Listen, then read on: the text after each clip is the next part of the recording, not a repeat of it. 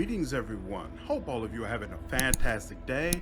We're back again with more Pathfinder Wrath of the Righteous. Let's see. First and foremost, I finally have the squad back, so let's go ahead and get leveled up. We're at level 17. I think we'll get one more level before we're done with the beta. Conjuration and evocation. I don't need anything more than that. Is there anything? Yeah, combat casting wouldn't be bad. Oh wait, I can crit with my spells, right? So yeah, let's go ahead and get that.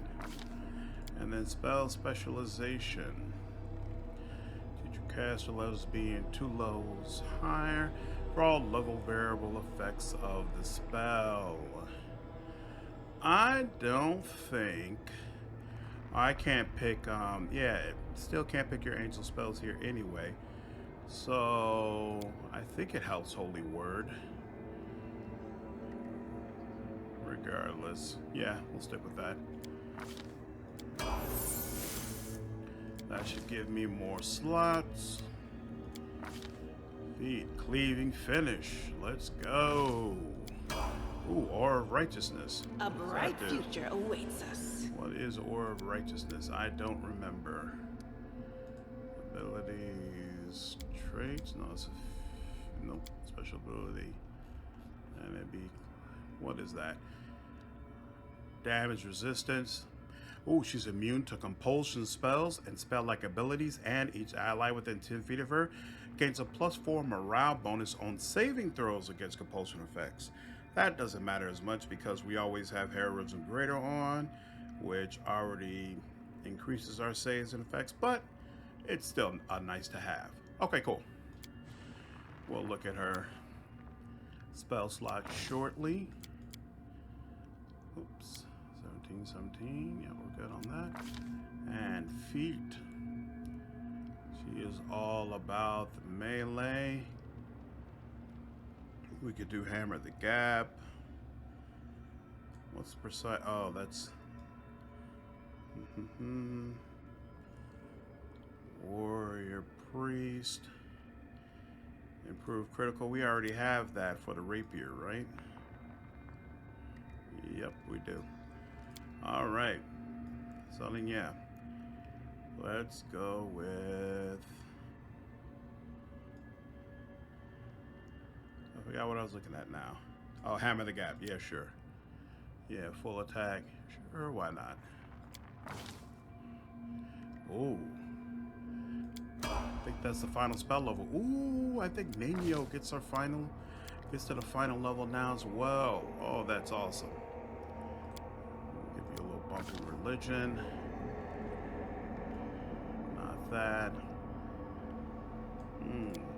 Never got greater spell penetration? Absolutely, let's do that. Hellfire Ray.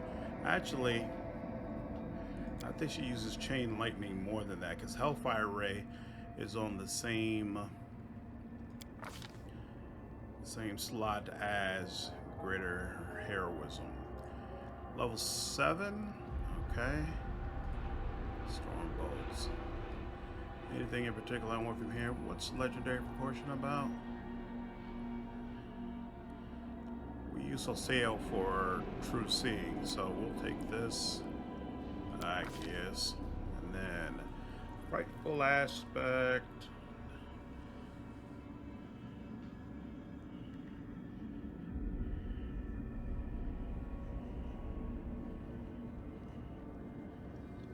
She could put this on for 1 minute per level.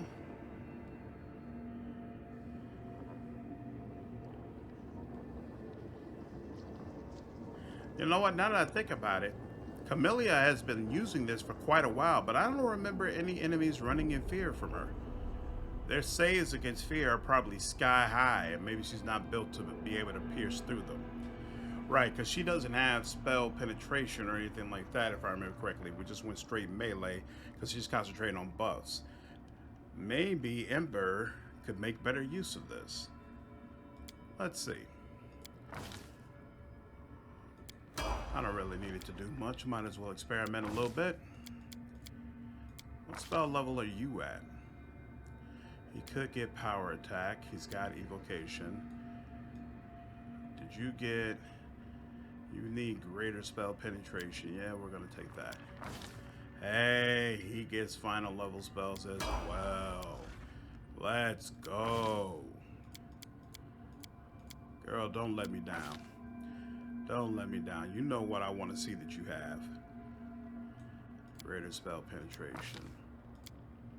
You got it? Weird. Ooh. Oh, she is a beast now. Oh, she is an absolute beast.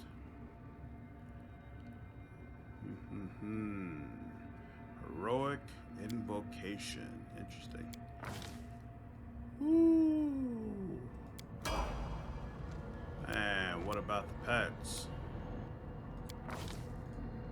Boom, boom. And do we get?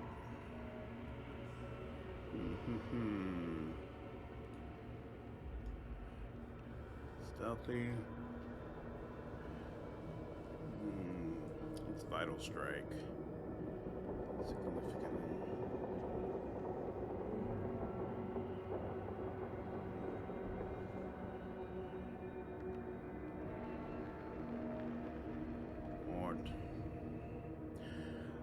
I'm not completely clear on the best way to build up the pets, to be honest with you.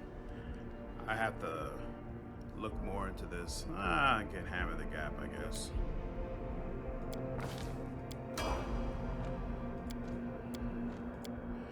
Because a lot of their bully abilities and stuff like that, you have to manually select. So, and you all know by now, I hate having to do a bunch of manual busy work for any of my party members. So I need a way to ensure, who was this, Mufasa? Why did Mufasa already have power attack? It's kind of weird. So I need a way to build them up where I also don't feel like I'm babysitting them the whole time. Oh man, I didn't get more level 9 spell slots? It's irritating.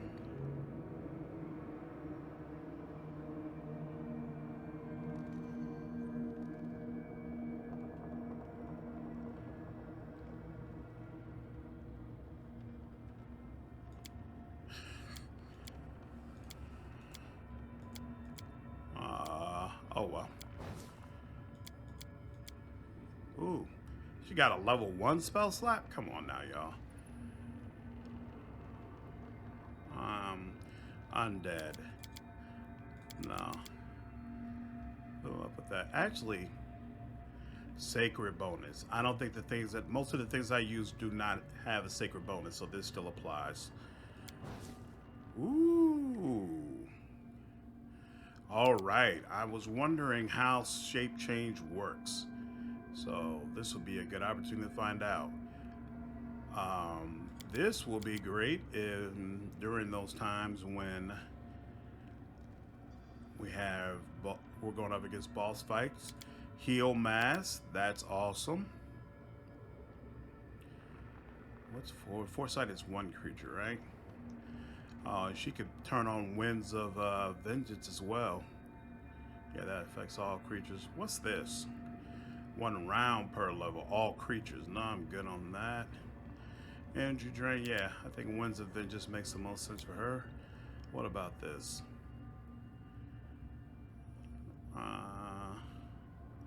This is all enemies anyway, so yeah. What is the problem? Oh. Yeah, how'd I get all those? That's weird. It's not letting me do it, but you know what? That's fine. I prefer storm bolts for her anyway. I want her right in the thick of things. Hey, she gets another one of these. She's got several of these eagles. And it doesn't really make sense. Let's get another island here. There we go. Hey, more restoration. Shouldn't need it, but why not? Cool, she's good. She's automatically good. Okay, she's got storm bolts and frightful aspect. Cool, cool, cool. You dominate monster. No, we'll take summon monster instead. Couple of heal mass. All enemies. Huh. We'll try this out. Heck yeah, I like this. Center on target creature. Let's see if this works well at all for him. Holy Aura, definitely. Yep, that stays. Cool. Yep, yep. Whatever. Okay. Alright, I messed up that chain lightning and got it up here. We will never use that. There's only one option. Weird. Okay. That's there. There we go. This is here. Putrefaction. Da, ba, da, ba, da, ba, da. All right. And that's done. Now. Does anyone require my counsel? Huh. Do I still have all the buffs? No, because I can see right off the bat I don't have displacement.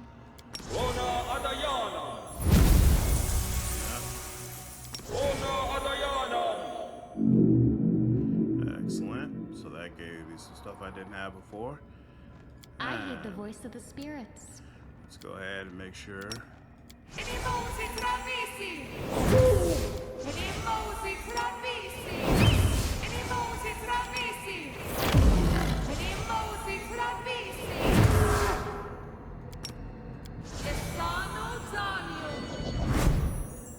know what? No reason not to put this on there.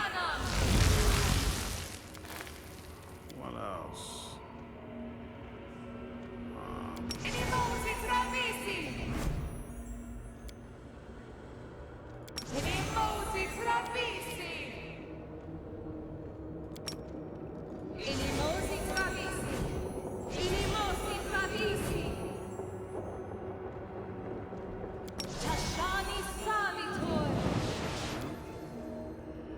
And oops.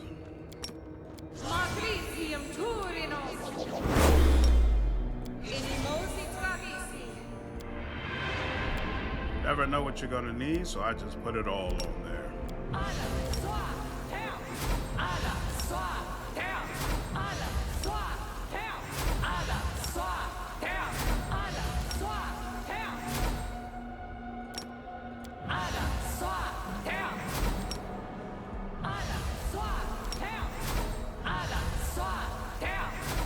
And Death Ward.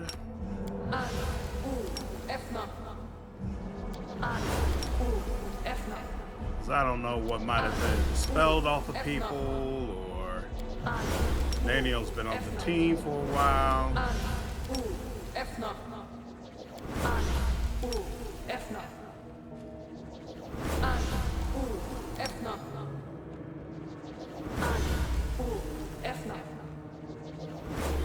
Okay. Also, Dino Bone to use wolves. Be good on that. Okay. Excellent. This all looks fantastic. You are my favorite aid. You. Weird. Oh, we don't have weird available just yet. Oh, we've got haste back now. I will lend you my aid. Just a little bit more here. He's got armor vestments, right? Yep. Inimosi Travisi. Inimosi Travisi. And then the last one. Inimosi Travisi. Oh my god. Inimosi Travisi. Inimosi Travisi. Inimosi Travisi. There we go. And now we're good. Save that. And pull that down. Let's go.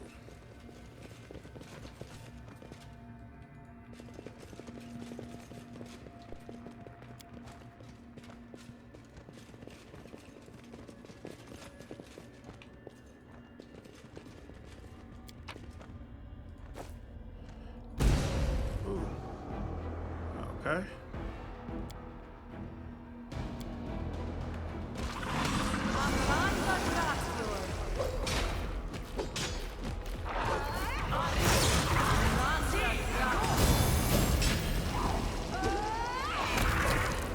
Yes.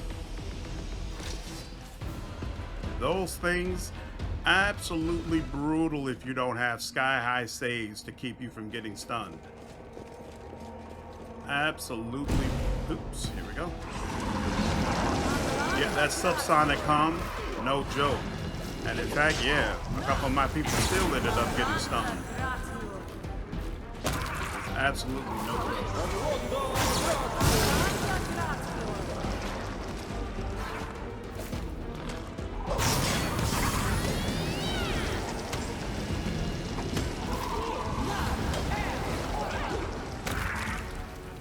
Excellent.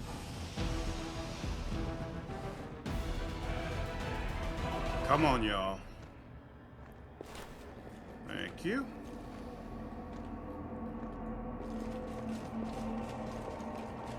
And we're back.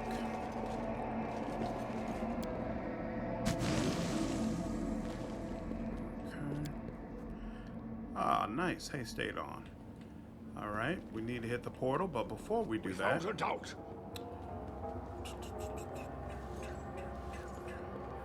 let's go ahead and get healed up. There we go. All right, so now all the people who just got power slotted for them, they should have access to them. And we've got all our health back.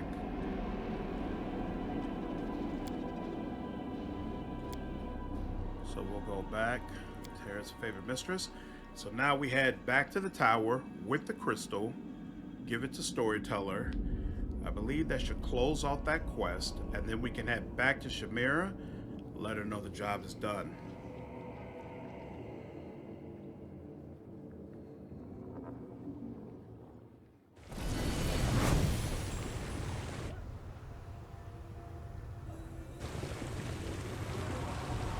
Oh, if I can remember how in the easy. Oh yes, it's supposed to be over here.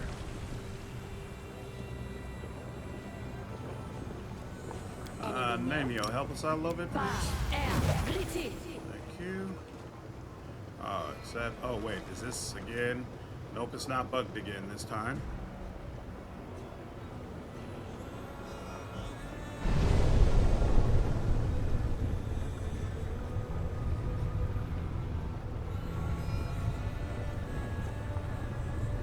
Damn. All right.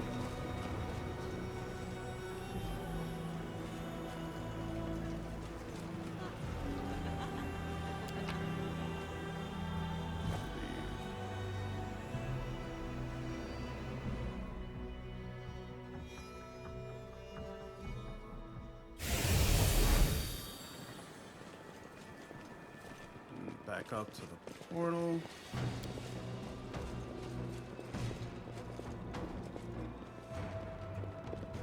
And then once we, in fact, probably stop by beforehand. So there's the final boss in this area is Shamira. There are 3 or 4 different ways to get to her. I'm not satisfied at all with the way it ended on the way I chose to get to her the last time I went through this, but I'm not sure if that's actually avoidable based upon the method that you use, or if what happened to me is what always just happens. So we might end up trying a different way. We'll see. See how this works out. Oh, okay, I already went through some of this. Cool. So I don't have to sell anything, but we'll see if he has something interesting.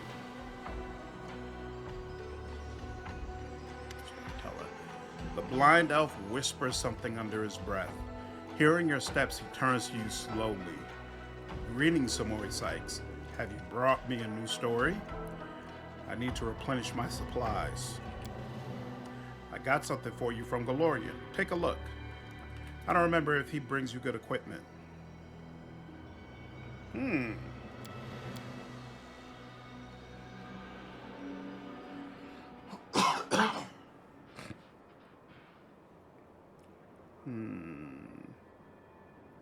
Against dragons. That is definitely better than what he has right now. Oh, wait. I should have looked at this first. Whoa! +5 chainmail.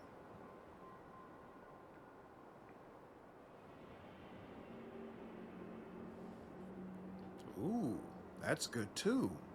So this is +4.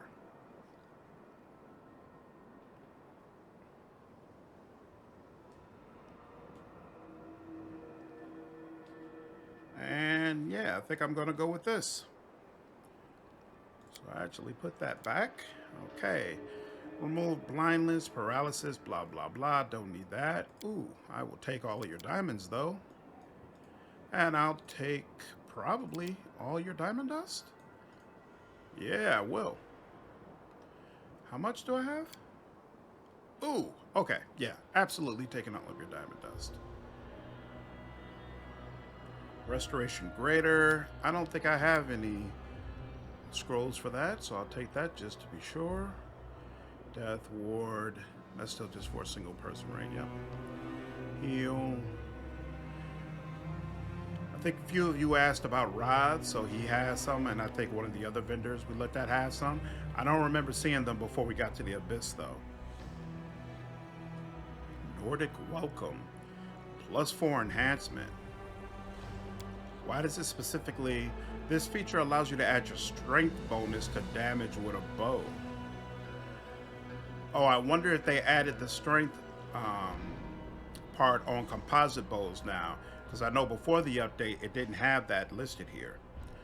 An icy burst weapon functions as a frost weapon that also explodes with frost upon striking a successful critical hit.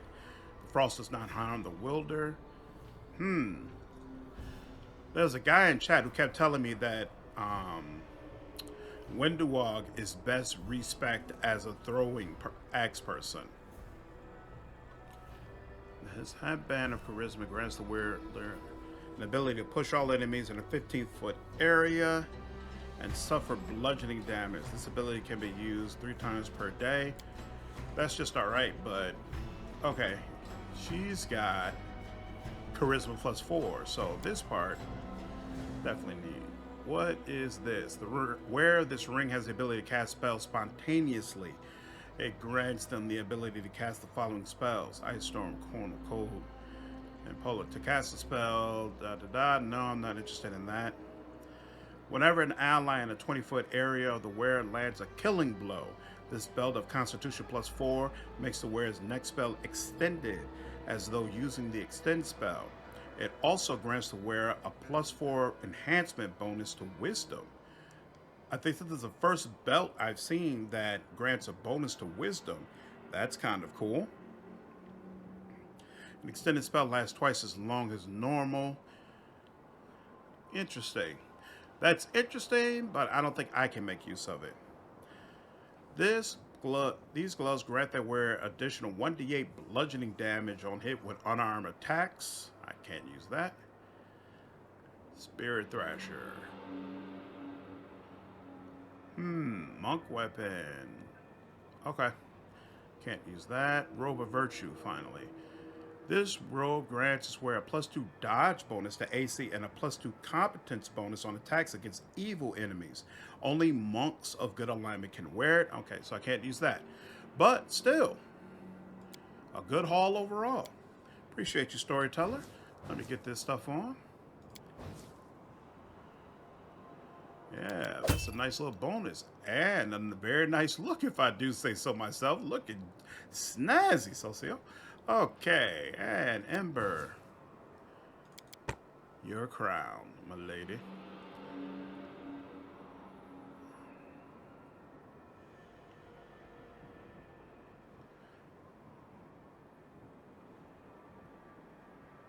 Lockpicker's kit. Okay.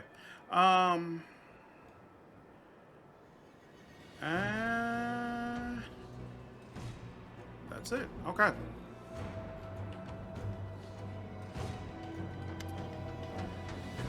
Hand over the Nahindran crystal. Take this crystal. What do you see? The storyteller takes the crystal and his face becomes twisted with evil rage, and a screeching cry bursts from his lips. A bloody stain spreads across your chest, and the storyteller's visions once again burst into your mind, just as they did in Kennebrez when you brought him the stone chisel. My wings take me higher and higher, stirring storms, but even they cannot disperse the ball of darkness hanging in front of me. Stupid little maggot, you think you can fly as high as me? My cheeky opponent does not answer, and the wound under my heart continues to gush streams of blood, tainting the feathers of the Black Bolt and dripping into the dark waters of Ishiar. There is something wrong with this wound. My strength is dwindling too quickly. This means there is no time to waste. I'll grab her, scrunch her up, cut her with my claws, and throw her to the very bottom of the abyss. Quickly changing the direction of my flight, I rush forward and hit the center of the dark cloud. Well, where are you? My chest is thrust forward, ready to take any blow, and my claws are cutting through the air, but she is not here. She deceived me. The dark cloud was a fake. Where are you? Her triumphant laughter echoes over the black ocean, so insulting, so insolent and impetuous. Someone catch that laughter. Choke it. Your mind is confused. Adrenaline pounds in your veins. By force of will, you manage to overcome this madness and concentrate on the storyteller's screeching voice. Who are you? You don't know me? I am the demon lord Alinthia, lady of harpies, sweet-voiced mistress, and seductive peril. My wings can embrace a mountain, and all in the abyss know my name. Who are you fighting? The pathetic upstart Nocticula. She attacked without warning and wounded me, and now she is hiding in her shadows, thinking she can get away from me. Your pathetic leathery wings can't compare with mine. What are you fighting for? For power, for might, for superiority, for the right to fly over these endless waters, for the right to seduce the unlucky ones of our choosing. One of us will perish, the other will rise and get everything the loser owns, and I will be the one to triumph. How will your fight end? The storyteller's voice changes. You hear a death rattle. She will win, overpower me, weaken my spirit, and my body will drop into the waters of Ishiar. The elf's voice becomes lower and lower, becoming denser and stronger, like a stone that has decided to talk. From now on, I am blood. I set and thicken. I grow firmer, stronger. I crystallize. I gain edges. Power lies dormant in me, and I lie dormant in the dark. A dark, heavy stone slab seems to fall on your back, but this is not enough to break you. Stubbornly straightening your neck, you continue to listen to the storyteller's monotonous voice. Are you the island of Alinthia, the one Shamira is built on? Yes. My body became stone. My flesh turned to firmament, and the power hidden in it made it expand and swell. I am the island, and everything hidden within it. I thought the souls of demon lords went to the rift of repose after death. Yes, but not me. The one I used to be. She was supposed to go to a secret place, but someone stopped her, locked her in this body. She didn't want those who fell at her hand to return. She found a way to lock their power in their remains, and the power is still there. Where are you? I'm lying in the ground, in the depths where my paths are laid. I am asleep, waiting for greedy hands to touch me, gather me up, take my power for their own. What will happen to you next? You will take me out. Your hands will take me out of the cavern. The storyteller's voice calms. This is where the road to the past, the one open in me, ends. It leads to this very moment, but I see something else, the future. a possible future.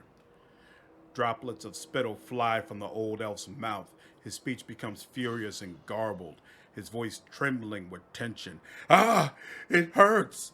The crystal is so huge, she is implanting it, sewing it into living flesh, my flesh. And it oozes power, soaking my flesh and blood, flowing in my veins. I am rage, I am agony, I am violence made flesh. Overcoming the scarlet rage, seizing your mind, you get through the stream of insults and mangled words flying from the storyteller's lips. Listen to the storyteller's voice. Try to understand why it is trembling. You feel the thirst for blood, the heat that pulses through a warrior before an imminent fight, the pride swelling within the demon that is speaking through the storyteller, that power that he yearns to feel as soon as possible, the duty that he intends to embrace with honor. Who are you and whom do you serve? I am a humble demon whose old name doesn't matter. From now on, everyone will call me the Horned Horror. Lady Shamira will lead me into battle where I will crush her enemies. No, I will destroy them with my horrifying grunting that will rip their pathetic flesh from their meager carcasses. Who is implanting the crystal into you? Mutasafin, that cunning one with snake eyes, one of the fosterlings of the upstart Areelu. My mistress Shamira ordered him to do it. She has many such crystals. I am not the first or last to have had this done to them. Mutasafin is a weak and mortal spawn, but even he improves with practice. You see, I am alive, unlike the pathetic unfortunates who went first. What fight awaits you? We are going to fight Nocticula. That winged upstart has been troubling our Lord Baphomet for too long. Time to remove her from the board. How do you expect to defeat Nocticula in her domain? We have followers in Alan Shinra. They will strike from the inside, cripple her, drain her blood, and then our army will bring down all its might given to us by the miraculous crystals, and Nocticula and her pathetic servants will fall. Enough, storyteller. The vision of the storyteller fades into your mind, and with it the terrible heat in your chest fades. The old elf comes back from his dreams with a helpless sigh. What a horrible vision. I am completely exhausted. I never expected to touch the memories of a fallen demon lord who had never found peace in the Rift of Repose. So the crystals are demon blood. Yes, hardened blood in which the spiritual power of the perished demon lord is sealed.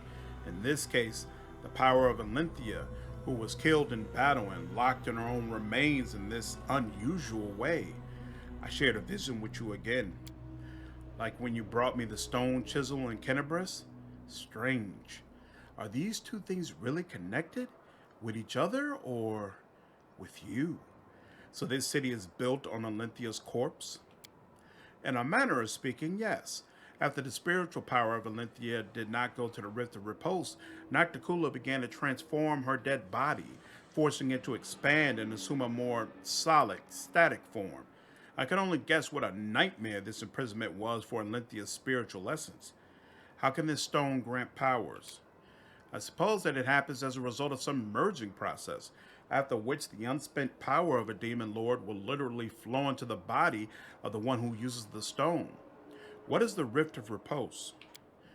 That is where the souls of fallen demon lords go. After death, they usually return to their own abyssal realms. But if death finds them again before a year passes, the abyss dumps them in its cemetery. In this stone rift full of fog, the souls of the grand demonic dead turn to stone statues and stand for an eternity, slowly becoming threaded with cracks and gradually falling into ruin.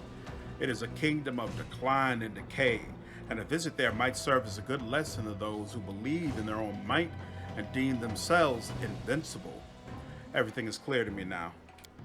The old elf gives a sudden jolt and says, I've had a brilliant idea. The stone knife you showed me in Kenebris, do you still have it? Can I examine it again? I don't have it. So I think that knife is automatically destroyed if you reject the Aeon path, if I recall. I don't have it. What a pity. If you find it, make sure you bring it to me. Yeah, I have to remember that for the next playthrough. See if there's a way for me to keep the knife. I have to go. I wish you interesting adventures.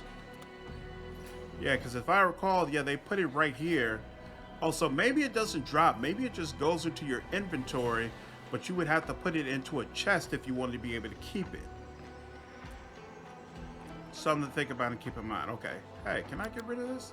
Hey, they fixed that bug. I completely forgot that they screw you over and replace your necklace.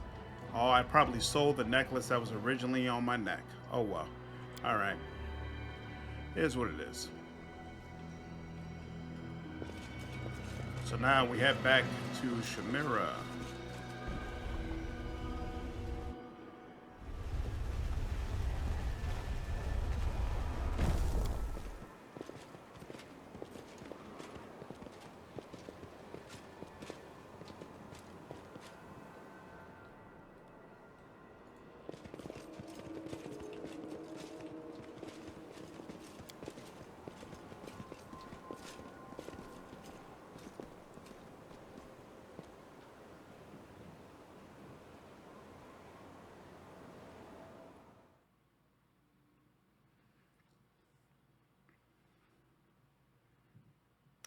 Now, this fight I'm about to go into, it at least seemed like it was bugged before the update. We'll see how it is now.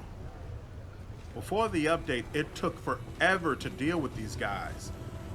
And it just didn't make any sense why.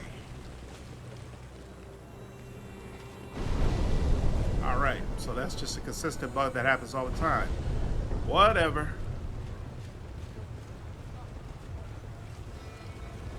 Hopefully they've adjusted this fight in some sort of way now, though.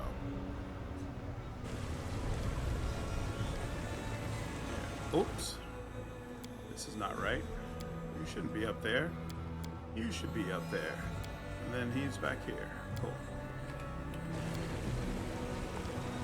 Alright, we are going to horror.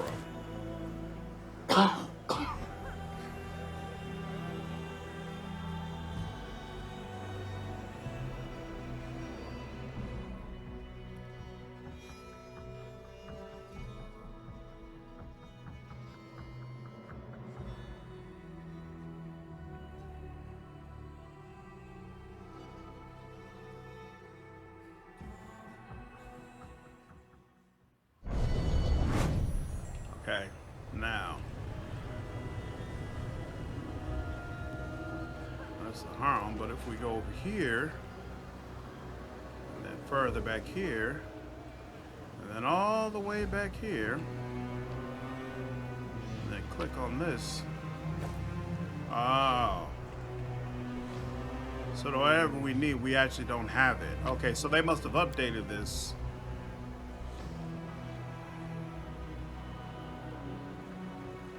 We don't have whatever needs to be placed in there in order to get back there. So before, you could get in there and then there are a bunch of like clay statues that you had to fight. Like a dozen of them somewhere in there. And then it would give you the option of using a portal there to travel to Shamira. But looks like they might have taken away that option. Because I remember I could do that very early in my time here. Like basically as soon as I got to this area, when I was searching around, I went back there and was able to just go right in. But maybe that's not what they actually intended.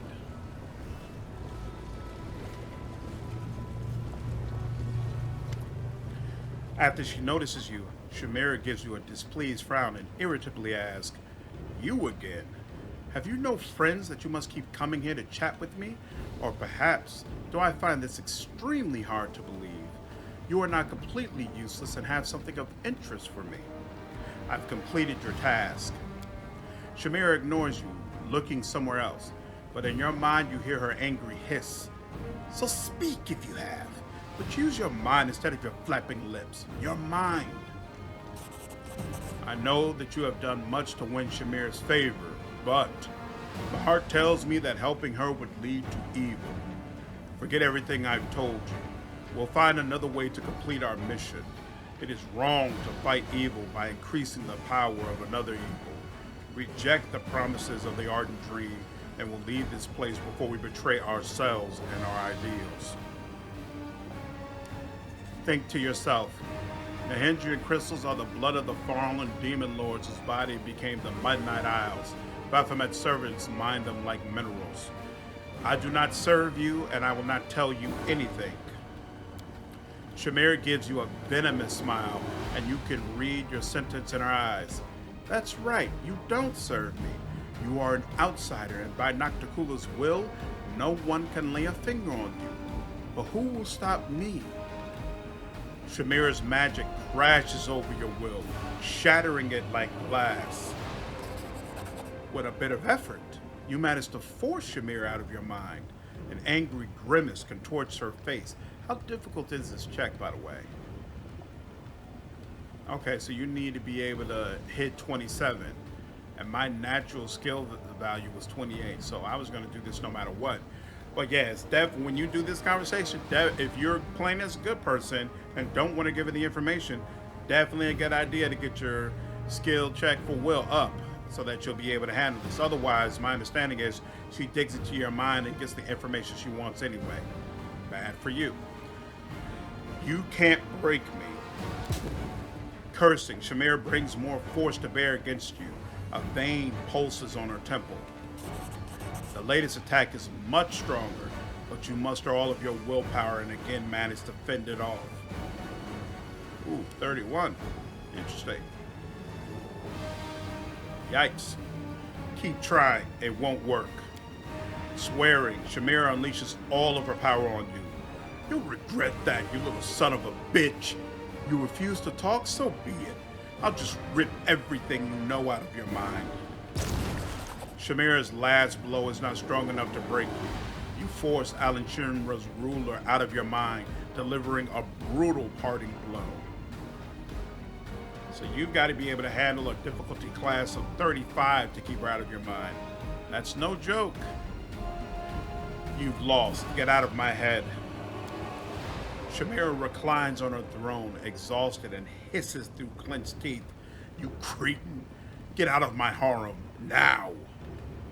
A buzzing hum rises among the throng of spectators who witness your confrontation. You hear angry curses directed at you, but they ring hollow. For the first time in centuries, Shamira has received a public dressing down, and witnessing it was a true delight for the assembled demons. All right. And that. Focus on the goal. Whoa! Her photo is there now. Well, well, well.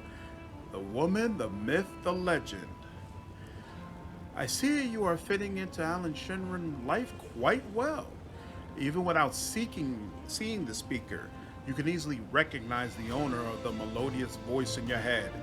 Nocticula, queen of the succubi. I have been watching your exploits with great interest.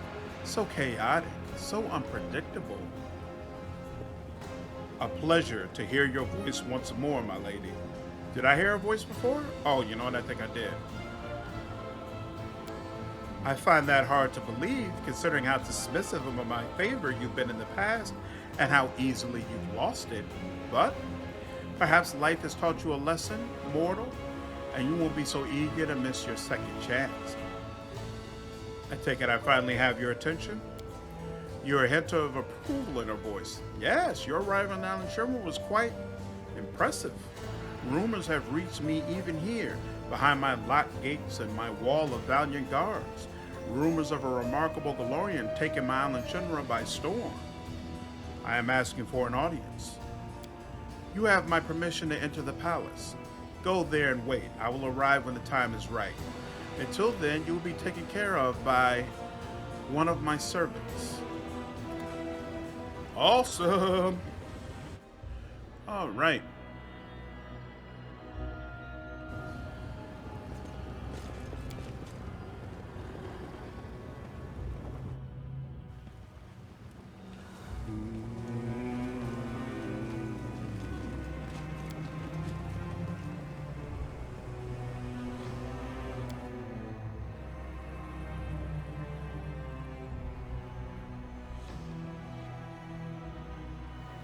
So there are three ways that I know of to get to Shamira.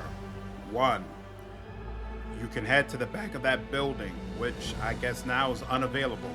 Or maybe there's still something that's going to come up that's going to explain how I can get into there. Two, you can have Nocticula take you. I just assumed that was kind of the evil route, so I didn't take that. And then three, you can use the ship commander in the inn that we've been to several times before. That's what I did last time. Now, the thing I didn't like about that is when I used the ship commander, we ran into heavy storms and went and had to fly past lands that had really weird stuff going on. And because of that, it was 6 months before I got back, even though it didn't feel like 6 months to me. And everybody who I had saved in this area had been brutalized. So like all the what do you call it? All the celestial race. For whatever reason, their name is escaping me right now, but all the celestial slaves that I rescued, the gladiator slaves, all of them, they were all dead. They had all been killed off because my party was attacked multiple times while I was gone. All your party members were still alive, and the son that I saved was still alive, but everybody else had been wiped out. And one of the things Nocticula says is, if you use her to get to Shamira, she'll protect your party while you're gone. But I don't remember what made me decide I still didn't want to take that route. So we'll see. I might end up doing the same thing again. I want to go in. Our Lady ordered us not to bar your way. Booyah.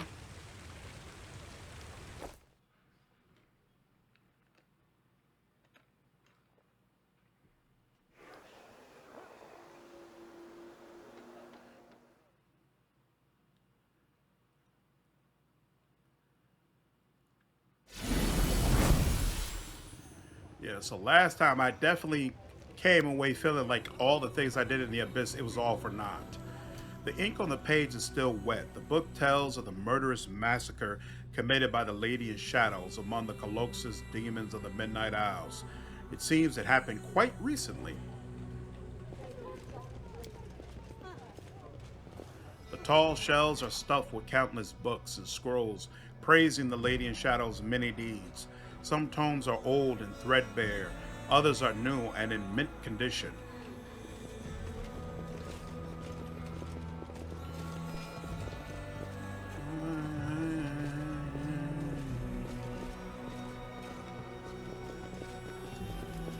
Could rest if I wanted to.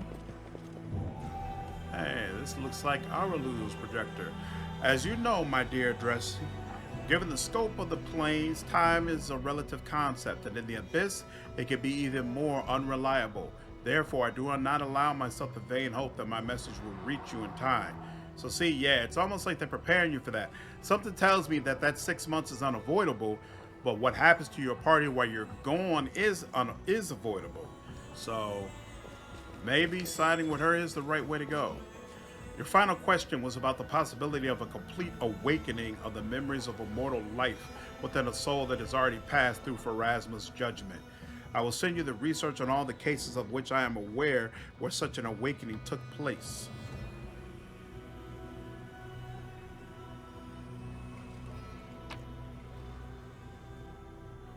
Looks kind of paradox. Despite the fact that this list is quite extensive, my conclusion is that all such recorded cases are the rarest exceptions to the rule, and with the absolute majority of souls, an occurrence such as this cannot happen.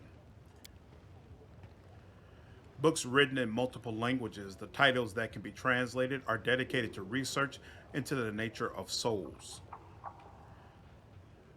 Both the wonder and the tragedy of mortality lie in the fact that there is a certain moment after which the process is final and irreversible.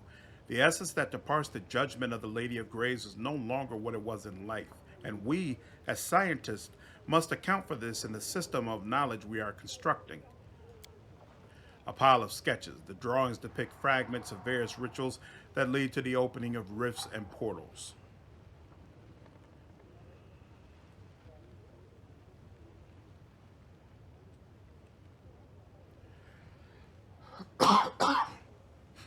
All right, that's all for that. Let's head across.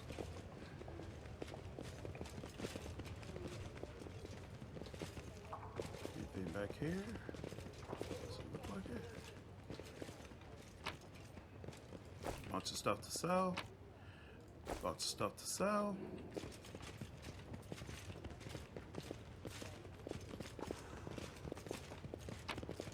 Bunch of stuff to sell.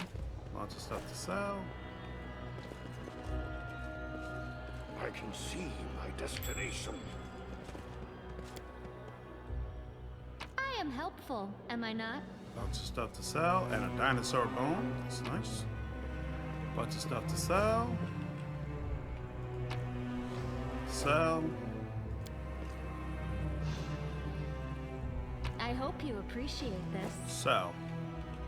Awesome. Let's go. Rather disturbing statue of Nocticula.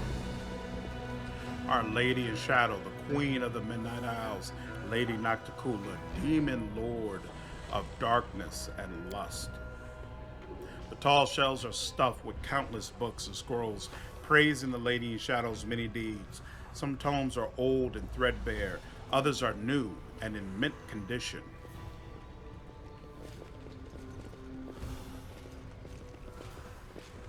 Without a doubt. All right. Boom, boom, boom, boom, boom.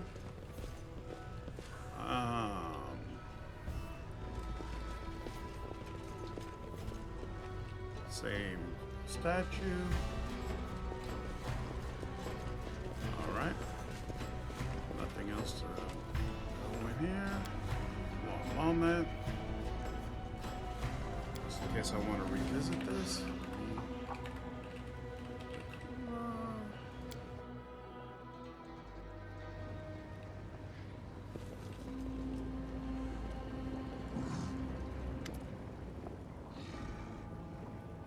Well. A stately shadow comes towards you. In his hands, a small mirror sparkles and shimmers with an unsettling light. Greetings, Samori Sykes. Lady Areelu, allow me to express my deepest admiration of your work. And may I just ask, under Areelu's imperious gaze, Naniel stutters and awkwardly falls silent. Fancy seeing you here. I have a lot of questions for you. A hint of a smile dances across Areelu's lips. You are looking for answers. That's good. That's why I'm here. I have much to tell you. You have walked a long path, one where shadows constantly flicker at the edge of your vision, and questions multiply like flies above carrion. It is time for answers, at least some of them. Areelu lifts her mirror and you fall into its cold, shimmering depths.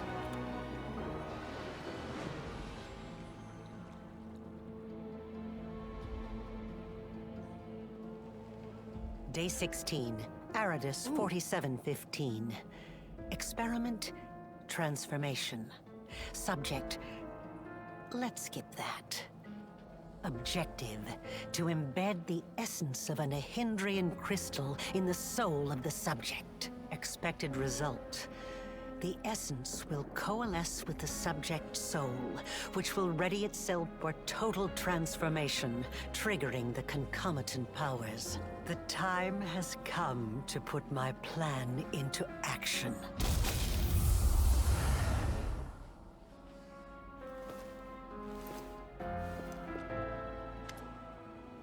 Areelu stares at you, her gaze unrelenting, probing. The witch is silent for a long time. When she speaks, her voice is unreadable, betraying no emotion. You are my creation. Your power was my gift. Now you know. Let's say I believe you. Why did you need to do all this? You are asking the right questions, but the time has not yet come. The unseen angel does not speak, but his silence seems to thunder in your ears. Your power is of the same kind as that of Nocticula, Jerebeth, and the other demons that you have met.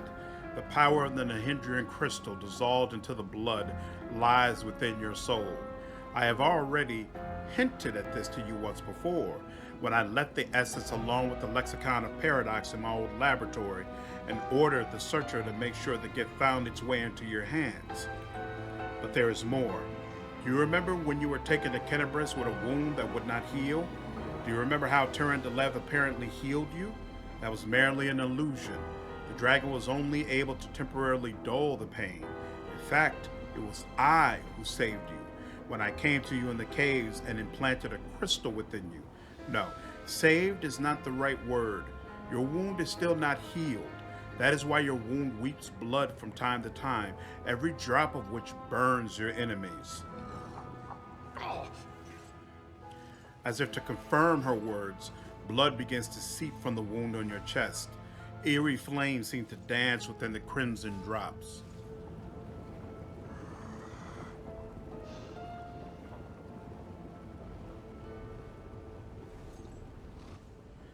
With an elegant flick of her wrist, Areelu conjures a familiar purple shimmer in the air before her. This is pure essence of Nahindran crystal. My invention is far superior to the crystals used by Xanthir, which were barely refined at all. It will give you new strength and help you to overcome the wound that still slumbers within your soul. Take it. Take it, and you will see that this is the very power that has lived in you since the Battle of Kenebris. That's not going to work. You need to tell me everything first. Areelu winces slightly, but quickly regains her composure. Very well then. Ask your questions and I will answer. My main question is, what is this wound in my soul? How dangerous is it? A shadow falls across Areelu's face. It was my mistake, my failure. I failed to... The tale is too long to recount here. Your wound is a reflection of the world wound in a way. It is very dangerous, even if you do not yet realize it. It is not a disease, but rather an abscess, which will one day burst and kill you. It cannot be fully healed until the world wound is healed.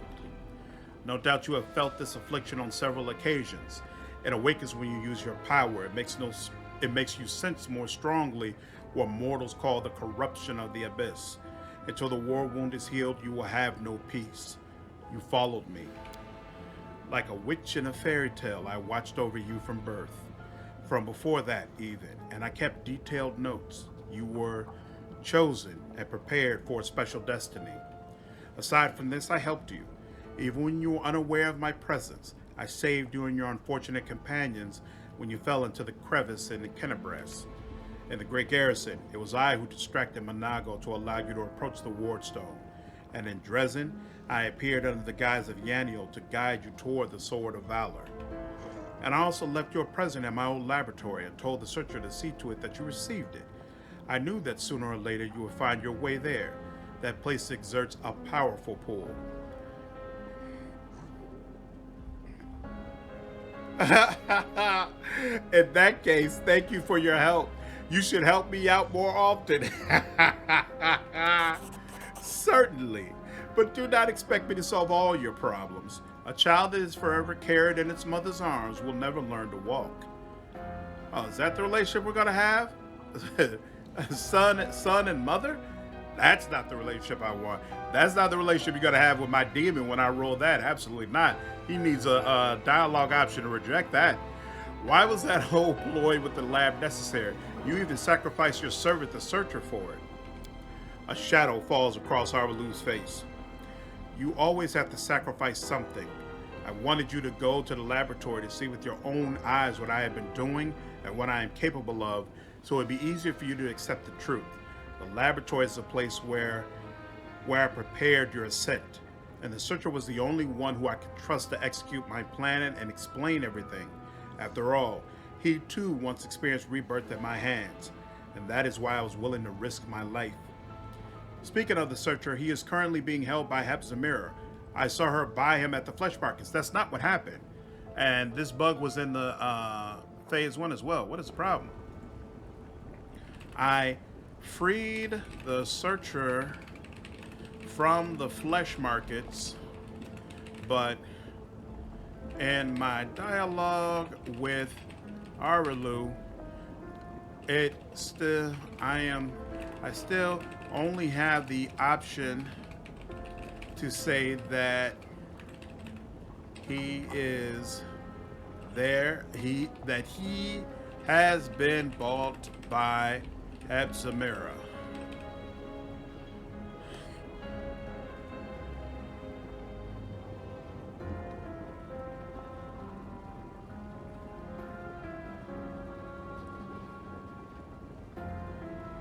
Dun, dun, dun.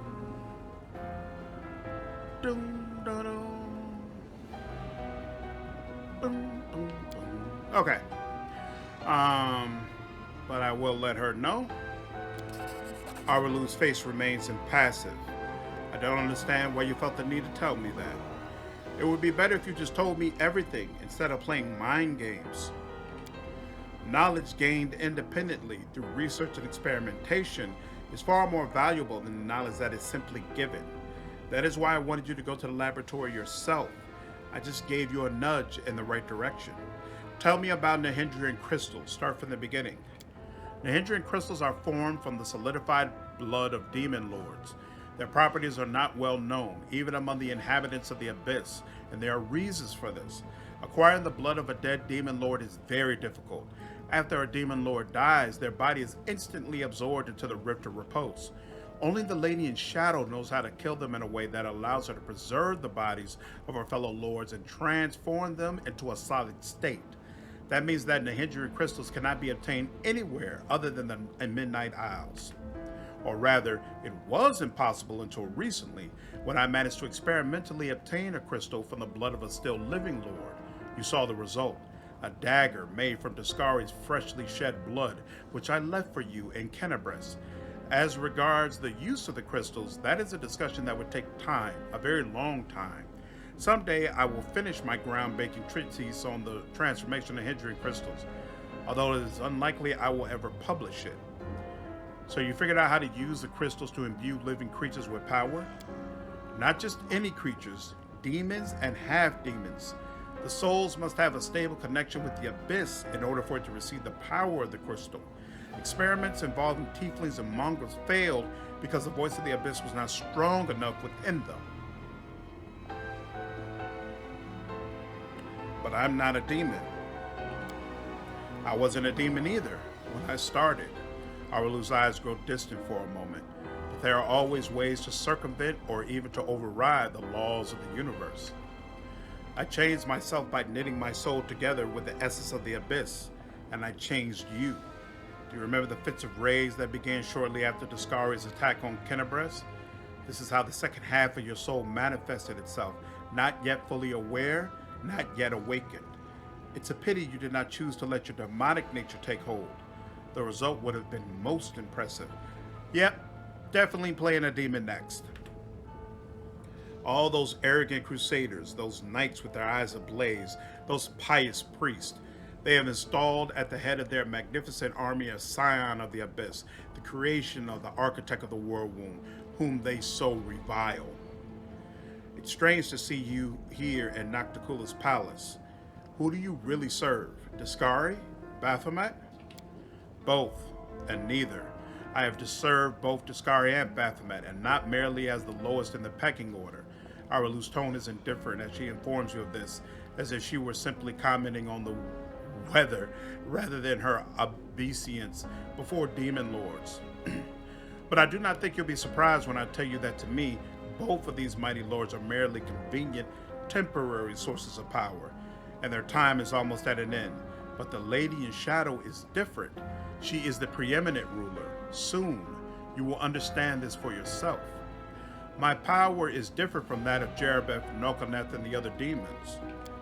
Yes, because I taught Xanthir and other servants of Baphomet and Discari the earliest version of this transformation ritual. I spent decades perfecting it until I obtained the power that I gave to you, power in its most purified form, cleansed of the filth and chaos inherent with the original blood of the demon lords. Your power is as pure as thrice distilled water, but it resonates with other powerful sources of supernatural power, such as the Sword of Valor, and your power can change. You must have realized this already. You have shaped my gift into a form that you yourself have chosen. Areelu gives you an appraising look. You are seeking answers, trying to understand the crux of the matter. That is good. What I want to know is this. What do you want from me? Are you sure you're ready to hear the answer to that? To understand my intentions, you must understand everything else first. So think. Are there any other gaps in your knowledge? I don't want to ask about anything else. Patience. Before we continue, I want you to receive your power. Areelu nods at the glowing essence. Okay, so last time I just flat out refused the power. This time I'm going to go ahead and take it. I want to see if that affects anything. Touch the essence. I will not refuse this power, but I will decide how to use it.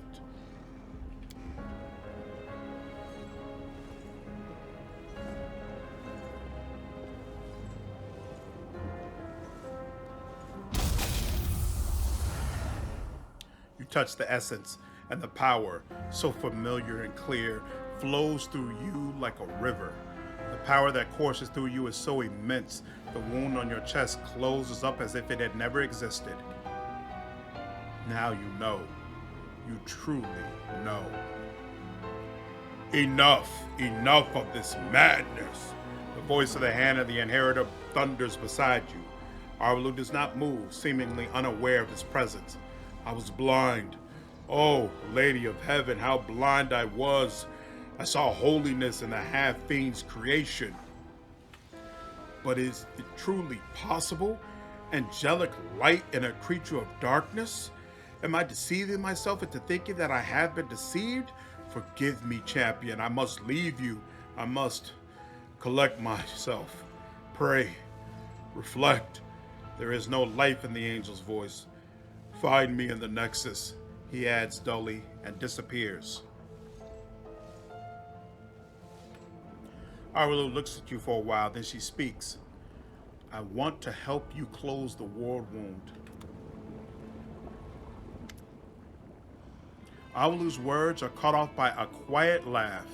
Sitting on the throne that was empty just a moment ago is none other than Nocticula, ruler of Shamira and the Midnight Owls, a powerful demon lord, and the one they call Our Lady in Shadow.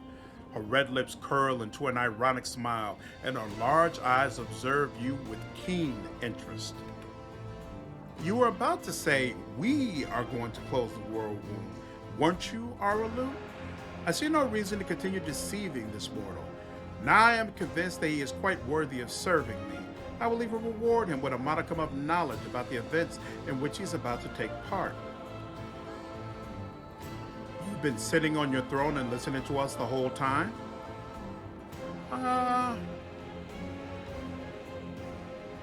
Ooh, lawful. Bow respectfully. Please allow me to greet you, great ruler of the Midnight Owls. She nods graciously. Your manner does not lack courtesy.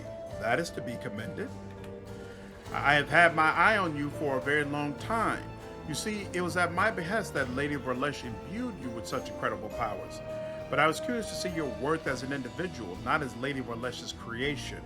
Thus, I decided to postpone our meeting and see how you'd fare now in Shamira, and whether or not you could win respect and power among those not so easily impressed by outstanding magical abilities. Well, you've passed my test adequately by proving that your character and your will are stronger than the hindering powers Lady Verlesh has vested in you. You are wise, my lady. However, only those who have never known or forgotten what it is to be mortal can so easily dismiss the importance of power. To be someone whose life is fragile and can be cut short at any moment, like a candle snuffed out by a gust of wind. It is a shame your angel has left you, mortal. I would have liked to talk to him. I don't expect I will get another chance, as that celestial buffoon's days are numbered.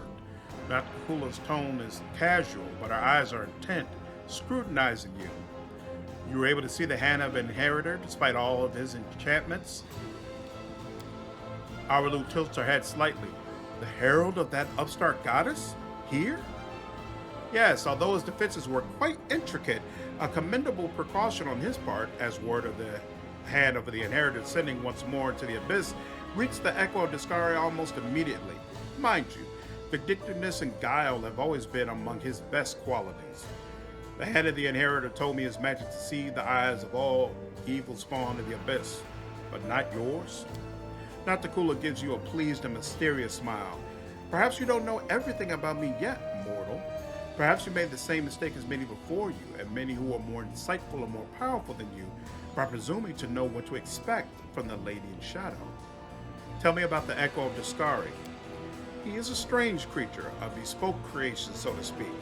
Long before the world womb was opened, Discari, that little cricket, was seeking a way to have some fun on Golarion and assert his influence there.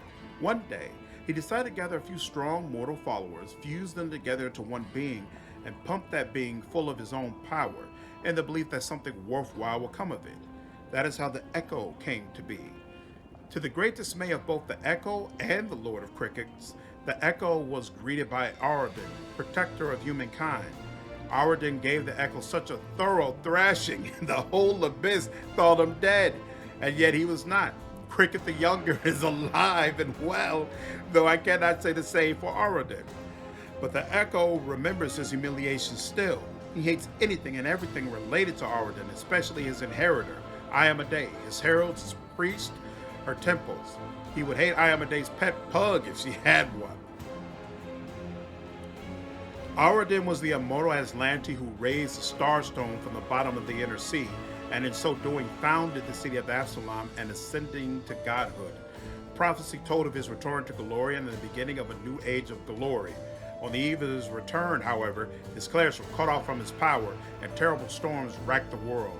Now presumed dead, Areelu's demise ushered in the current age of lost omens. Why does the Echo of Discari prey upon the hand of the inheritor? Nocticula shrugs, her expression bored. Envy, humiliation, ego? The usual playthings of little boys from all planes and realities. The Echo suffered more than one defeat, first at Areelu's hand, then under the onslaught of the forces of heaven. Those routes taught him to attack his enemies by stealth, boldly, and often killing and crippling anyone close to the light-bringing goddess. Now, it seems, he has decided the time has come. The Herald of Iomedae himself is in the abyss, alone, without a retinue of lesser angels. I see. He's an interesting little bird, that angel. Before he became the Herald of Iomedae, he served Regathiel, the General of Vengeance. I've always found the fate of that Imperial Lord to be quite fascinating. Did you know that the father of the Upper Plains' top military leader was a devil from hell? Regathiel had to achieve many feats to redeem his unholy legacy in the eyes of the other Imperial Lords, but he did. A remarkable tale, is it not? Your conversation is interrupted by a concerned-looking succubus who silently approaches Nocticula and then begins fervently whispering into her ear. Nocticula's expression turns hard and cold. As Nocticula ponders the new development, the messenger makes eyes at you playfully. You recognize those green eyes, except they were awash with pain when you last saw them, their owner bleeding out in the caverns of the Nexus. The succubus smiles slyly and gives you a wink.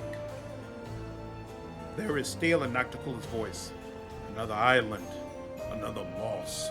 Enough. I warned them that I would not stand for the desolation of my realm. They have not heeded me, and they will regret it. Go to your sisters and tell them to prepare. Nocticula sends the green-eyed servant away and turns her face to you once more.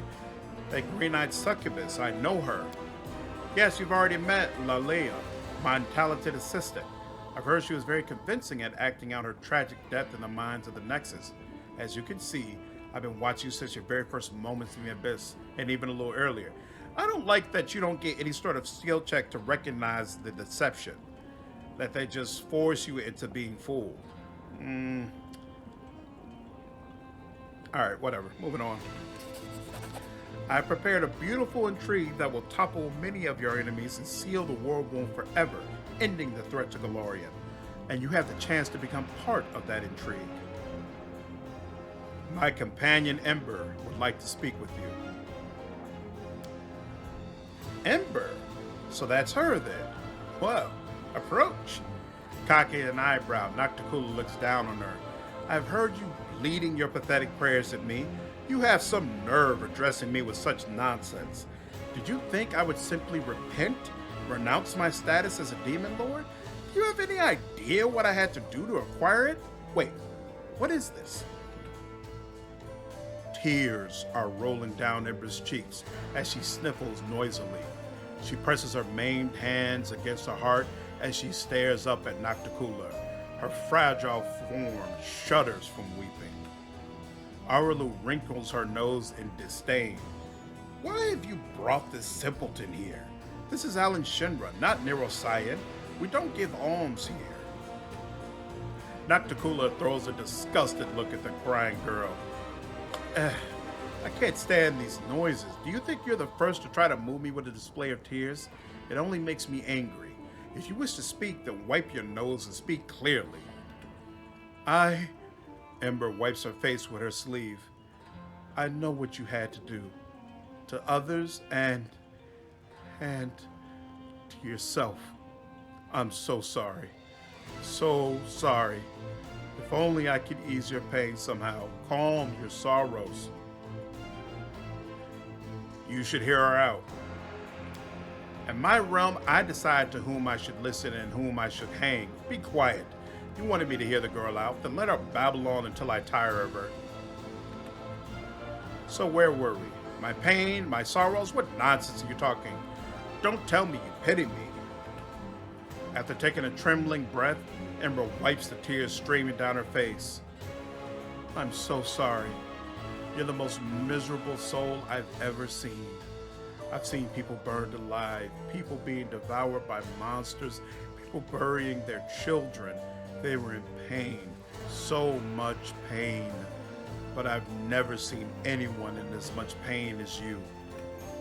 What is this saccharine drivel? What do you even know of me, Nat? I've seen your city. You were the one who built it. It is the way you wanted it to be. It holds all of your dreams, all of your heart, and everyone in this city is suffering. Everywhere, all the time, every minute. All who live here are hurting and scared. If these are its citizens, how miserable must its ruler feel? Nocticula's lips curl in distaste. And this is what you brought her to me for? You think this infantile sniveling is worthy of my attention?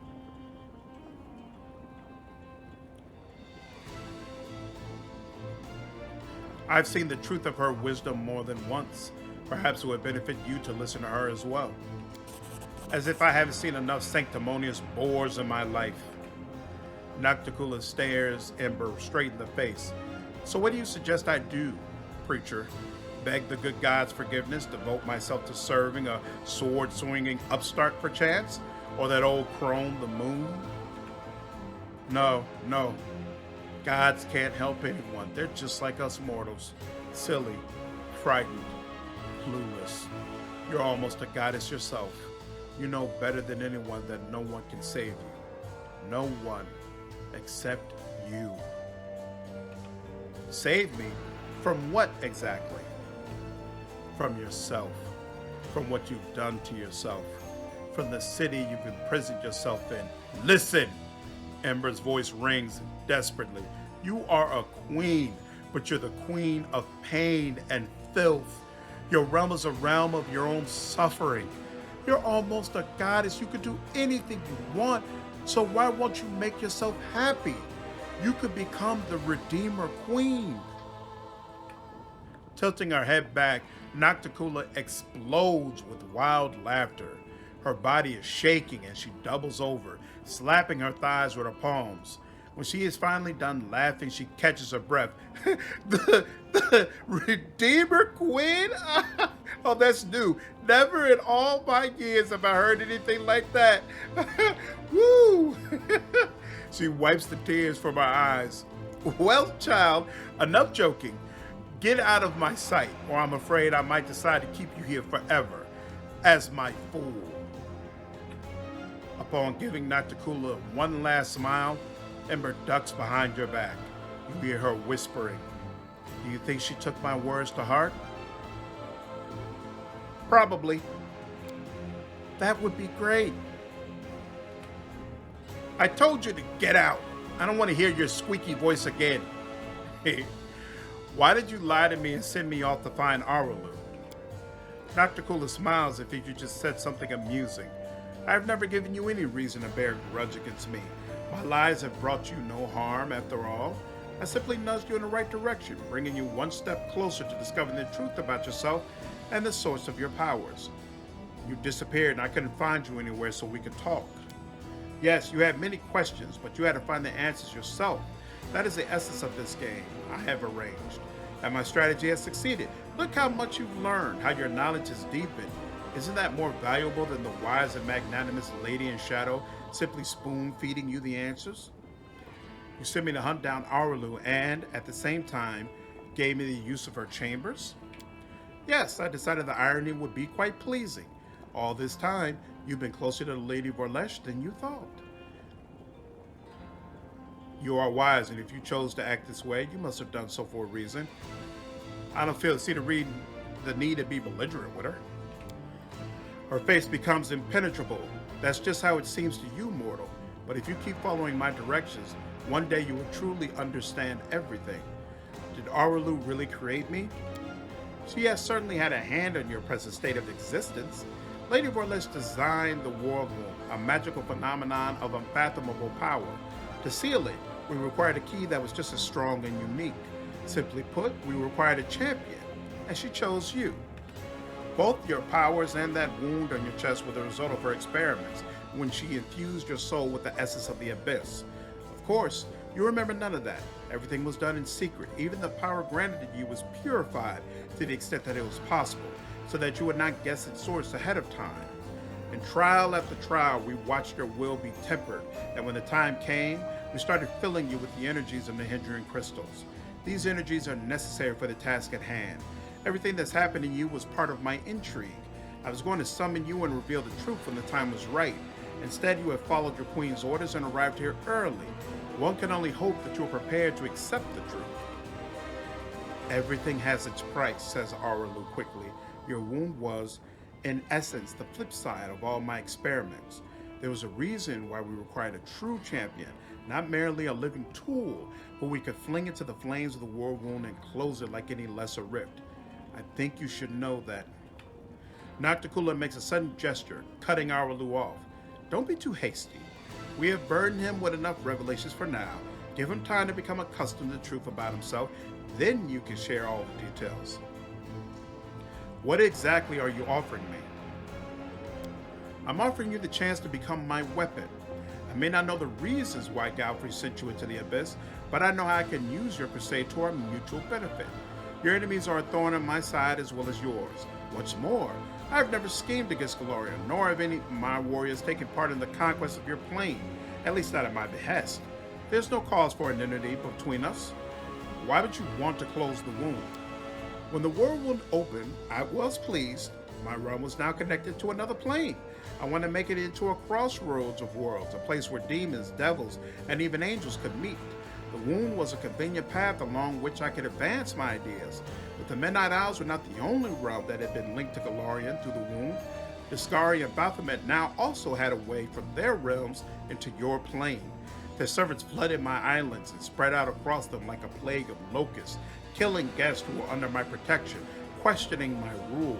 They were driven by their lust to conquer and enslave, whether on Galarian or in another abyssal realm. I was forced to shift my focus and express my discontent. Eventually, atop the bones of our servants, we reached an accord. I would let the armies pass, and they would comply with my wishes while on my islands. Of course, the accord is a polite fiction. Both the Discarites and the Baphamites are attempting to amass their power and influence in Alan Shinra to overthrow me. When they think I'm not watching, they break my taboos and revel in their own impudence. And worst of all, Lady Vorlesh told them about the Nahindran crystals. They realized what kind of power the crystals hold, and now they are determined to mine every last deposit hidden within my islands. And once an island loses its crystals, it becomes nothing but flotsam, sinking slowly into the dark waters of Ishiar. With every lost island, my power is diminished. I could start a war and kill the plunderers, but a major conflict would hinder some of my other plans. So instead, I will teach my neighbors a lesson. by orchestrating their ignominious defeat at the hands of a mortal. What do I gain by serving you? A reasonable question. One must always serve one's own interest. Well, rest assured that you will be adequately rewarded. I will give you gifts befitting your ambitions, and my patronage, which you can certainly count on, will prove more valuable than any enchanted trinket you could dream up. If you're so powerful, why do you need me? If I were to make a move myself, it would start a war. Not that I'm afraid of doing so, but it would hamper my more important plans. Baphomet and Discari could never best me, but they could sow enough chaos and spill enough blood that visitors from other planes would shudder at the mention of Alan Shinra. No, I will wage war on my own terms, in the shadows, and I will remain unseen until I drive my blade into my enemy's back. And, since Galfrey happened to send you to my realm, you have the honor of becoming my blade, mortal. Be glad you're wielded by skillful hands. We should also reveal how exactly our blade will be employed. Nocticula silences Areelu with a sharp gesture. We can discuss the details later when the moment is right. Now is not the time for idle conversation. How exactly do you plan to close the world wound? She rolls her eyes. It's a complicated magical process. You will receive precise instructions once you've captured the Threshold Fortress on Galarian. There, at the exact spot where Lady Verlesh opened the world wound, you will be able to close it. But first you'll have to crush the Guardians of the Threshold, and their forces are growing by the day. Shamira, Baphomet's daughter, is mining a large number of the Nahindran crystals in my realm. These crystals are her secret weapon. No army in Galarian can stand against them. You must stop Shamira. If you do not, your world will fall and my plans will suffer significant harm. At one time, I disclosed the secret of transformation to two servants of Baphomet and Discari, Xanther Vang and Mutasafin. It was a well-calculated gambit which bought us time and assured both Discari and Baphomet of my loyalty. Mutasafin is Shamira's favorite. He oversees the transformation of our army. Shamira is currently on another island far from here. The route to that place is plagued by pirates, monsters, tempests, and other more terrifying dangers. Have you heard of the living bubbles of frozen time that swallow airships?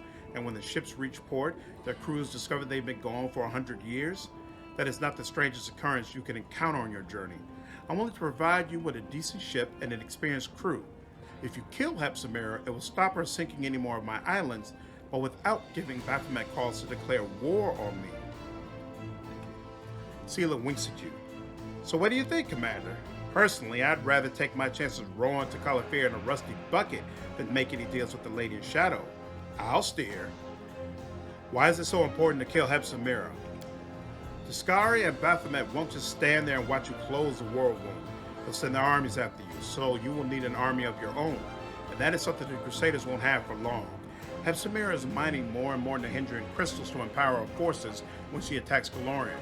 If you don't stop her, the Crusader resistance will be crushed, and the ranks of demons pouring through the world wound into your world will multiply 100-fold. You were sent here to cut off the demon army's supply of Nahindran crystals, weren't you? Well, that's exactly what you're going to accomplish. I will consider your offer, Lady in Shadow. And accept it, I'm sure. I respect your caution and won't force you into submission. We all stand to gain if you do my bidding of your own volition. A glimmer of approval dances in Nocticula's eyes. An interesting destiny lies before you, mortal. You will rise to great heights and play a part in events of titanic proportions. Many would give their life for a chance to tread such a path. Shamira visits Alan Shinra every now and again, but her true lair is far from here. She hides on the island of Calafir, to the northwest of my archipelago. There lies her secret fortress. In the deep mines, her slaves dig Nahindran crystals for the invading army she plans to bring to Galarian. I will give you a magnificent airship and an experienced crew to take you there. It will be a long and perilous journey. Take some time to prepare.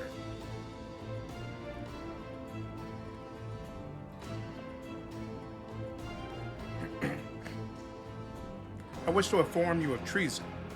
Even though I'm playing as Angel, getting rid of Shamira just seems like the right thing to do. Nocticula looks quite amused. Is that so? Who is it you decided to inform on? And more importantly, how did you learn of these traitors and how credible are these accusations? Shamira is researching the Nahindran crystals in secret. Perhaps she is planning to overthrow you. A small smile appears on Nocticula's lips. How nice of you to warn me. I'm impressed. I do wonder, however, did you really think I was unaware of this, or did you merely want to demonstrate your loyalty? Either way, I appreciate you telling me. I would take this as proof that I can rely on you. You were very astute to uncover Shamira's desire to dethrone me, and it was particularly sensible of you to keep your mouth shut about the secrets of the Nahindran crystals. I suppose your caution calls for reward. At the snap of Nocticula's fingers, one of the servants approaches you and presents you with a delicate package wrapped in gossamer-like silk. Mining the Nahindran crystals is a surefire way to sink the islands the crystals are on the bottom of Areelu. I assume you understand why all who attempted to procure them on Valentia were executed. At least you didn't tell Shamira about the mines you found. The last thing I need is the ardent dream burrowing under my capital. Why do you still tolerate Shamira? Someone has to deal with trivial matters. Shamira's betrayal was assured the moment I made her my favorite, just as the Forians before her. The second always dreams of rising to be the first. I know the feeling well. A friend of mine, the Storyteller, has peered into the future. In his visions, Shamira was sending demons after you. The demons were strengthened by Nahindran crystals. A hint of dangerous excitement creeps into her voice. You are a font of knowledge, my dear guest. Let's just say I'm not surprised by her appetites. The ambitions of that brat, or her lecherous goat of a sire, were bound to surface sooner or later, but your warning will encourage me to keep a closer eye on her. You could have gone to Shamira with this and received a payment for your silence. Your foresight must not go unrewarded. Said everything I wanted to say. Nocticula nods graciously. There's a passage that leads from your realm to the lair of the Echo of Discari. I want to go there. Ah, so the Cricket's avatar has gnawed his way into my realm, has he? I could guess where he is. I receive reports about unusual Discarite activity in the slums of the lower city. It won't be easy to break into the Echo's portal, but as a sign of my affection toward you, I will have my servants do it. Keep in mind, however, that such tampering is very difficult to conceal. When the portal is breached, the Echo will know. I killed Willadus, your court mage. Nocticula shows no hint of sadness. I am aware of this, of course. It is lamentable in a way, since his fear of me was strong enough to make him impeccably loyal. However, his death is but a single move in a much larger game. In games like this, losing a few pawns is unavoidable. I want to ask you about other powerful denizens of the Abyss. Are you interested in one of my servants, or do you wish for me to tell you something about your enemies? What is your relationship with Areelu? She works for me, isn't it obvious? Lady Vorlesh is very talented. She may be the most brilliant and capable mind ever to come from your plane. And the guile she used to betray one demon lord master after another impressed me so much that I offered her the position of my advisor on matters of magic. Naturally, the esteemed Lord Goat and Lord Locust don't know a thing about the betrayal of their faithful lackey, Lady Vorlesh. Plan to keep it a secret for a while longer. Betrayal is too strong a word. I opened a path to Galorian for those two, and I told them how to extract power from the Nahindran crystals. That will suffice. Doesn't it bother you that Areelu serves another master? Nocticula smiles deviously. I'm not prone to jealousy. Let the Discari think Lady Vorlesh serves him still. His bug brain seems capable of sensing betrayal. As for Baphomet, he, like any talented liar, is most vulnerable when he's trying to deceive someone else. He was so pleased to have fooled Discari that he became blind to the treachery that was happening right under his snout. In truth, Lady Vorlesh's loyalty is mine alone. Loyalty is for fools. Shared interest, that is what rational minds rely upon. That and fear. No one in their right mind would oppose the Lady in Shadow. I'm really hoping that in a demon playthrough, I can kill the Lady of Shadow and become a true demon lord and take Areelu as my bride and Wenduwag as a secondary mistress. We'll see if that's actually possible. How did Areelu become your servant? When the world wound was first opened, it only led to Discari's realm, but then there was another, more powerful breach.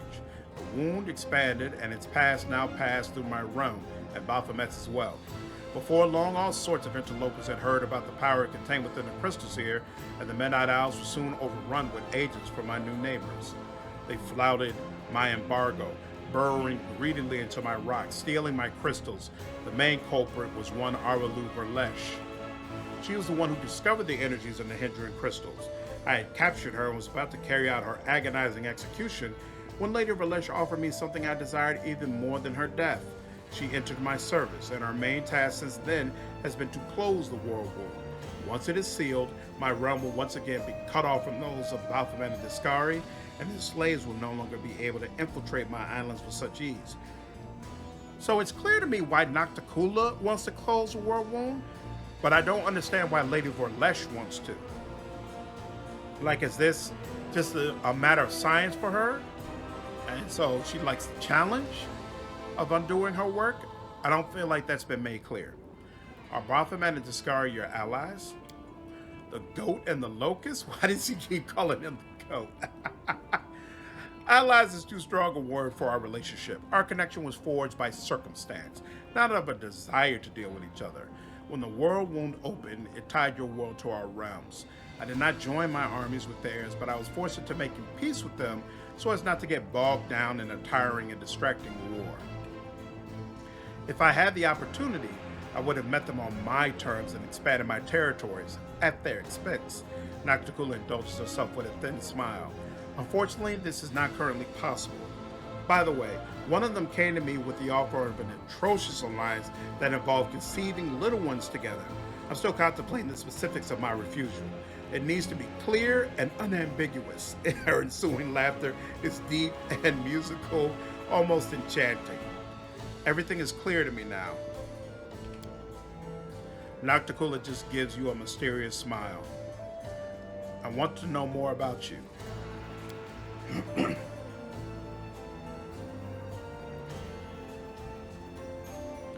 Recounting my whole story would take longer than your brief mortal life allows.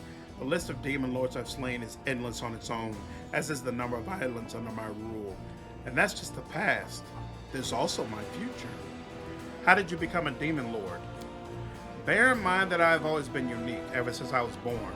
I was the first succubus of the abyss, the perfect specimen of my race. I had been enjoying my youth, sharing it with my brother and lover, until the hungry gaze of the demon lord Nahindri fell upon me. That greedy tyrant saw me as a jewel to be added to his treasure hoard. He tried to abduct me. I know I had no chance of defeating a demon lord, but in that moment I was not thinking at all. I was fighting for my freedom. When it was all over, Nahindri was dead. I eviscerated him, and for many days afterward, blood spewed from his open carcass. First his body turned to stone, and then his blood, which had been flowing like a stream, began to crystallize into massive purple glaciers. Now do you see why they are called Nahindrian crystals? Perhaps they should be called Nocticulan crystals, because as Nahindri's blood crystallized, so too did my understanding of my power. Soon after, I began my campaign of conquest. I was cunning and swift, and the demon lords themselves trembled before me, knowing I could take their very lives. Only when all of the abyss spoke my name with terror and reverence did I decide that I had killed enough. I had a realm. I had power I no longer shared with my brother. I had servants, and most importantly, I had safety. No one has ever repeated old Nahindri's mistakes. No one has tried to make me their slave. Are the Midnight Isles really the corpses of slain demon lords? Yes, my realm is quite literally built on the bones of my slain enemies. Ironic, isn't it? How did you turn the dead demon lords into islands? Nocticula responds with a mocking smile. Surely you don't expect me to reveal the secrets to you. There is no need for mortals to learn the weaknesses of demon lords. All I can say is that everything started with my desire for revenge. After I had dealt with Nahindri, I was furious of the thought that vile, lecherous wretch just teleporting over to the Rift of Repulse, where he could turn to stone and stay there to rot for the remainder of eternity. I wanted to trample his foul corpse, to keep his bloodied body within my sight forever. I yearned to display my glorious trophy to all of the abyss, and that's when my power first manifested. I studied my newfound abilities and learned how to use them. Before long, I possessed not just one island, but an entire archipelago. What do you plan to do next? Subdue all the abyss? Possibly. Or perhaps I have something grander in mind? The abyss? Who cares about the abyss? Nocticula's full-throated laughter rings out like a challenge to the entire world. I have no more questions. It's always nice to indulge one's curiosity. I have a question. From her sleeve, Nanio produces a pencil and a piece of paper. Wow. Lady Nocticula, how many copulation partners have you had? I'm making a list for the encyclopedia, and I believe you may take one of the top spots. Sela tries prodding Naniel aside, but not before the question is answered. For a few tense moments, Nocticula peers into Naniel's face and yours, then smiles with the slightest curve of her lips. What matters to me is not quantity, but quality, and I am well ahead of any other denizen of the Abyss in that regard. That is where we will end this discussion. Wow, Naniel. Just wow. If I am to depart for Cullifere, your guards must watch over my camp in the Nexus and all who are residing there. Nocticula nods regally. I will send my assassins to ensure that no harm comes to your entourage. Be grateful for my patronage, mortal. I still have some business to take care of in Alan Shinra. Nocticula nods to herself. Areelu, you are no longer needed here. As you will, my lady. Areelu vanishes, but you notice a look in her eyes, pensive and appraising. Nocticula casts a piercing glance at the spot where Areelu was but a moment ago, then stops you with a commanding gesture. There's one more thing we must discuss. The Lexicon of Paradox, Lady of Orlesh's magical treatise that contains many secrets of the War Wound. You and my servant Lady of Orlesh were just talking about the Lexicon of Paradox. For many years it has remained split in half, harmless, but what was once divided can be made whole again. Who knows what power the book could impart to its owner? What if they expand the War Wound even further, or connect it to other planes? Not a chance. The Lexicon of Paradox has caused more than enough trouble already. You already possess the first half of the book. Find the other one and bring them both to me. I will reward you handsomely. Giving the book into my keeping will also protect Elurian from suffering a second War Wound disaster. The Lexicon of Paradox will be much safer under my watchful eye than in your travel bags, wouldn't you agree? Why do you need this book? One War Wound alone has been enough of a nuisance for me. I want to ensure that some future mage leafling through this book doesn't link my realm to another plane. I'll consider your offer. The reward will not disappoint you, I promise. This dangerous knowledge ought to be locked up securely. I won't keep you any longer. I still have some business to take care of in Alan Shinra. You have taken a liking to my city, I see. Well then, savor it to the fullest and then come back for truly important business. Nocticula's lips part in a smile that is both predatory and alluring. Okay, so I missed this mythic point last time. Pretty sure that I completely rejected our offer, not realizing, duh, you're getting another mythic point. So that's awesome. And actually,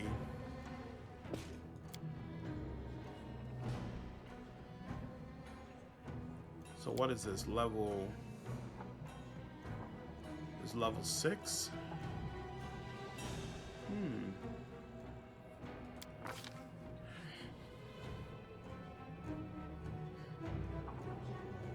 I don't remember what I would be getting here. I got endurance spells, so do I have a pet? I do have a pet. Oh wow, I haven't gotten that. Okay, I already have greater endurance spells as well. So yeah, let's bump my pet up.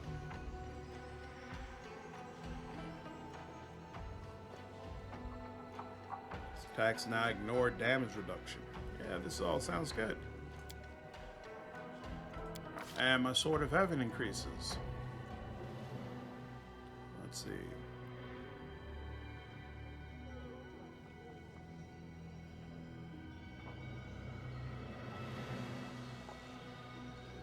Okay.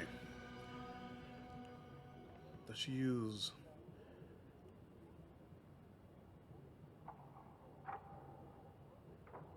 Ooh, healing spells remove negative levels. That's a big deal.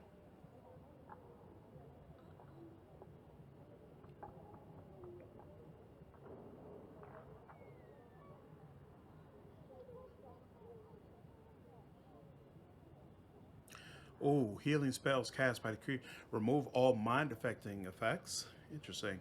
I wonder if that works with that song that I had trouble with. But we're going to go with Abolish Undeath because negative levels are no joke.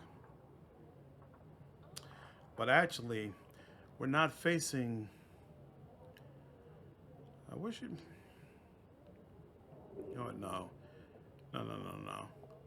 Because I don't know the next time we're facing Undeath. We're just going to go with plain old additional damage. Make it nice and simple. Alright. Sword of Holy Damage. All damage dealt by the angel into holy damage. Well.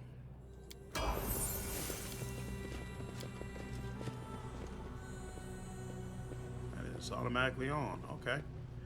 That's good stuff. Do I have this on my bar? I do have it on my bar. Alright. What's your next mythical level, lady? I don't even know what you might need. Critical. That's a thought. What do you have? You got it for your pet. Destructive Shockwave, that makes sense. Mythic Beast, Power, Attack Mythic, Leading Strike. Okay, so she got most of the good stuff. Doubles the bonuses on your attack rolls. Yeah, that probably makes sense.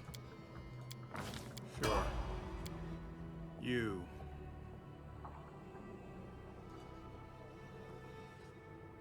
Do you not have the last level of abundant casting? Abundant casting. Greater abundant casting.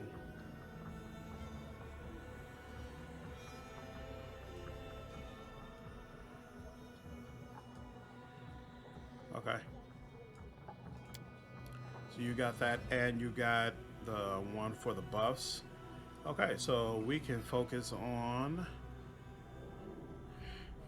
for your damage rolls. Nope, she needs more attack. The damage is good. It's +3. We use Piranha Strike.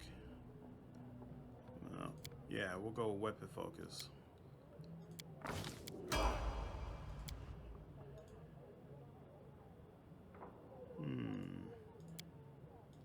Because some of them just say feats, I can't tell. There we go. Great abundant casting. We definitely need that. What about you? What's going on with you? Enduring spells. You need greater enduring spells. What about you? Abundant casting. Greater abundant casting. Meta magic and power. So you don't need anything from this anymore, correct? Correct, I think. So we can go with spell focus, illusion.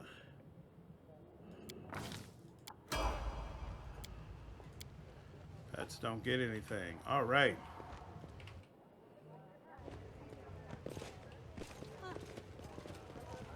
There are many roads to success. Many roads to success. And one party member still hasn't popped yet. When are we going to get a notification for her?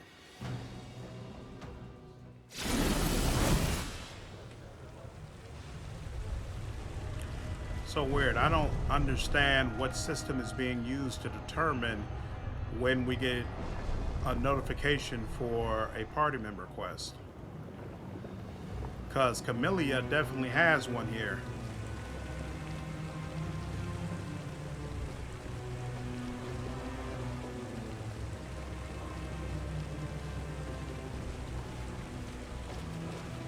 And you would think after like your first rest, they would all just pop at the same time. That's not occurring. Okay, but regardless, I think this is a good place to stop. I hope all of you have enjoyed the play session for today. If you did, please go ahead and leave me a like and subscribe to the channel if you haven't already. I will see you all in the next video. Take care.